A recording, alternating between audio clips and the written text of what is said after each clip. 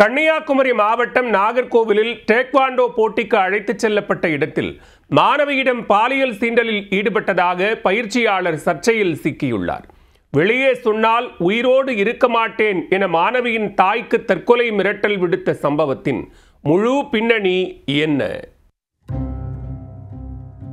ஊருக்கு வந்து கண்டிப்பா நான் உயிரோடு இருக்க மாட்டேன்.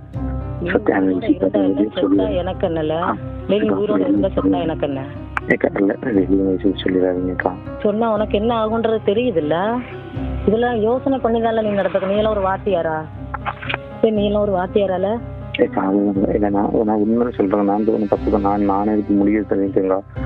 டேக்வாண்டோ போட்டிக்கு அழைத்துச் செல்லப்பட்ட மாணவியிடம் பாலியல் சீண்டலில் ஈடுபட்ட டேக்வாண்டோ பயிற்சியாளர் அவரது தாயிடம் தற்கொலை மிரட்டல் விடுத்த பகீர் ஆடியோதான் இது. மாணவியை போட்டிக்கு அழைத்துச் சென்ற இடத்தில் வக்கர புத்தியை காட்டியதாக கூறப்படும் பயிற்சியாளர் மீது போலீசார் எடுத்த நடவடிக்கை என்ன? கன்னியாகுமரி மாவட்டம் நாகர்கோவில் அருகே உள்ள பிள்ளைத்தோப்பு பகுதியைச் சேர்ந்தவர் பிரதீப். இவர் ராமன்புதூர் பகுதியில் உள்ள டேக்வாண்டோ பயிற்சி மையத்தில் பயிற்சி பெற்றதுடன் அங்கேயே பயிற்சியாளராக பணியில் சேர்ந்துள்ளார். மேலும் சில பள்ளிகளிலும் பகுதி நேர டேக்வாண்டோ பயிற்சியாளராக பணியாற்றி வந்தார். இதனால் இவர் டேக்வாண்டோ போட்டிகளுக்கு மாணவ மாணவியரை வெளியூர்களுக்கு அழைத்துச் செல்வது வழக்கம். கடந்த 11 மற்றும் 12ஆம் தேதி மதுரையில் ஸ்கூல் கேம்ப் ஃபெடரேஷன் அமைப்பு நடத்திய டேக்வாண்டோ போட்டிக்கு குமரியில் இருந்து பள்ளி மாணவிகளை பிரதீப் அழைத்துச் சென்றுள்ளார். அப்போது பெற்றோருடன் வந்த மாணவிகளை அனுப்பிய பிரதீப் தனியாக வந்த ராஜாக்கமங்கலம் பகுதியைச் சேர்ந்த 10ஆம் வகுப்பு மாணவியை மட்டும் மதியம் மற்றொரு மேட்ச் இருப்பதாக கூறி தனது அறையில் தங்க வைத்துள்ளார். அப்போது தனது வக்கர புத்தியை காட்டி ஆசிரியர் பிரதீப் மாணவியை மிரட்டி பாலியல் அத்துமீறலில் ஈடுபட்டதாக கூறப்படுகிறது. மதுரையில் இருந்து வந்த பின்னர் மாணவி பெற்றோரிடம் நடந்த சம்பவங்களை கூறி அழுதுள்ளார். இதனால் அதிர்ச்சியடைந்த மாணவியின் பெற்றோர் கன்னியாகுமரி அனைத்து மகளிர் காவல் நிலையத்தில் புகார் செய்தனர். பெத்த பிள்ளையா இருந்தா நீங்க இப்படி கட்டி பிடிச்சிட்டு நான் தப்பு பண்ணிட்டே மன்னிச்சிடணும் உங்க பொண்டாட்டிட்ட கேட்பீங்களா? எந்த ஒரு சூழ்நிலையும் இருக்கட்டும், நான் எந்த சுச்சுவேஷனா இருக்கட்டும், பொண்டாட்டி பிள்ளை தெரியாதவன் ஒருத்தனும் கிடையாது, அக்கா தங்கச்சி தெரியாதவன் ஒருத்தனும் கிடையாது. அதெல்லாம் உண்மைதாங்க. நாங்க இல்லைன்னா இல்லை, எந்த சுச்சுவேஷன் எல்லாமே தெரியாதாங்க செய்யும்.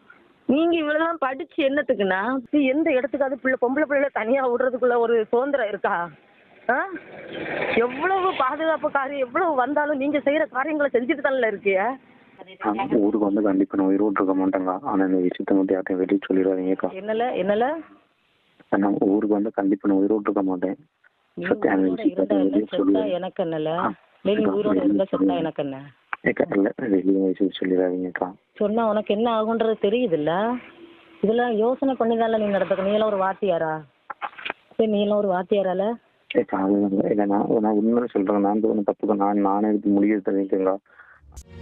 அப்போது மாணவியின் தாய்க்கு கால் செய்த பிரதீப் தன்னை மன்னித்து விடும்படியும் போலீசில் புகாரளித்தால் தான் உயிரோடு இருக்க மாட்டேன், தற்கொலை செய்து கொள்வேன் எனவும் தற்கொலை மிரட்டல் விடுத்துள்ளார். ஆனால் பெண்ணின் தாய் தனது மகளுக்கு நேர்ந்த கொடுமை குறித்து சரமாரியாக கேள்விகள் கேட்டு தனது ஆதங்கத்தை வெளிக்காட்டியுள்ளார். இதனால் அவர் கண்டிப்பாக போலீசில் புகார் அளிப்பார் என்ற அச்சத்தில் விஷம் குடித்து தற்கொலைக்கு முயன்று ஆசாரிப்பள்ளம் மருத்துவமனையில் பிரதீப் சிகிச்சைக்கு சேர்க்கப்பட்டார். இதனிடையே இச்சம்பவம் குறித்து விசாரணை நடத்திய கன்னியாகுமரி அனைத்து மகளிர் போலீசார் சம்பவம் நடைபெற்ற இடம் மதுரை நாகமலை புதுக்கோட்டை அனைத்து மகளிர் காவல் நிலைய எல்லைக்கு உட்பட்டது என்பதால் பிரதீப் மீது வழக்கு பதிவு செய்து அவ்வழக்கை மேல் விசாரணைக்காக மதுரை நாகமலை புதுக்கோட்டைக்கு மாற்றினர். மேலும் காவல்துறை கைது நடவடிக்கைக்கு பயந்து தற்கொலை முயற்சி போல் நாடகத்தை பிரதீப் மேற்கொண்டதாக போலீசார் தரப்பில் கூறப்படுகிறது. இதனையடுத்து மாணவிக்கு பாலியல் தொல்லை இழைத்ததாக கூறப்படும் சம்பவம் மதுரை போலீசார் விசாரணையை தீவிரப்படுத்தியுள்ளனர். சிகிச்சையில் உள்ள பிரதீப் விரைவில் போக்சோ வழக்கில் கைது செய்யப்பட்டு சிறையில் அடைக்கப்படுவார் என எதிர்பார்க்கப்படுகிறது.